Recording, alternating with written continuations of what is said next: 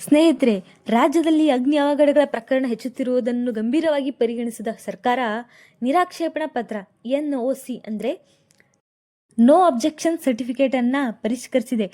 ರಾಷ್ಟ್ರೀಯ ಕಟ್ಟಡ ಸಂಹಿತೆ 2016 ಆದೇಶ ಅನ್ವಯ 21 ಮೀಟರ್ ಅಂದರೆ 5 ಅಂತಸ್ತಿನ ಕಟ್ಟಡಕ್ಕೆ ನಿರ್ಮಾಣ ಮಾಡೋದಕ್ಕೆ ಅಗ್ನಿಶಾಮಕ ಇಲಾಖೆಯಿಂದ NOC ಪಡೆಯಲಾಗುತ್ತಿತ್ತು.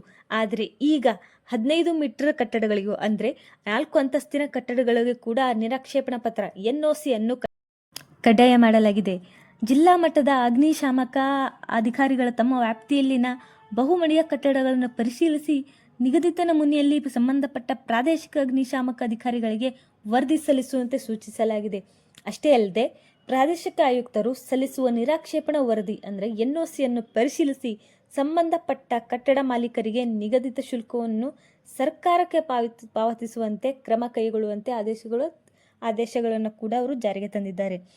ಸರ್ಕಾರ ಈಗ ಈ ರೀತಿಯಾಗಿ ಒಂದು ನಿರ್ಧಾರ ತೆಗೆದುಕೊಳ್ಳೋಕೆ ಕಾರಣ ಏನಪ್ಪಾ ಅಂತ ಕೇಳಿದ್ರೆ, ರಾಜ್ಯದಲ್ಲಿ ಅಗ್ನಿ ದುರಂತದಿಂದ ಕಳೆದ 2 ವರ್ಷದಲ್ಲಿ 2595 ಜನರು ಮೃತಪಟ್ಟಿದ್ದಾರೆ.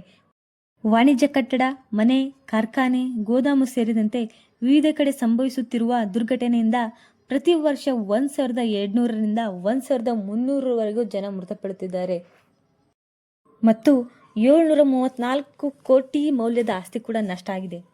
ಮತ್ತು ನನ್ನ ಚಾನಲ್ನಲ್ಲಿ ಕೆಲವೊಂದು ಸ್ಕೀಮ್ಗಳ ಬಗ್ಗೆ ಕೂಡ ಹೇಳಿದ್ದೇನೆ, ಹೋಗಿ ಒಂದ್ಸಲ ಚೆಕ್ ಮಾಡ್ಕೊಳ್ಳಿ. ಮತ್ತು ನನ್ನ ವಿಡಿಯೋಸ್ಗಳು ನಿಮ್ಗೆ ಇಷ್ಟ ಆಗ್ತಾ ಇದ್ರೆ ಆಲ್ ಅಪ್ಡೇಟ್ಸ್ ಕನ್ನಡ ಚಾನಲ್ಗೆ ಲೈಕ್ ಮಾಡಿ ಮತ್ತು ಸಬ್ಸ್ಕ್ರೈಬ್ ಮಾಡಿ. ಧನ್ಯವಾದ.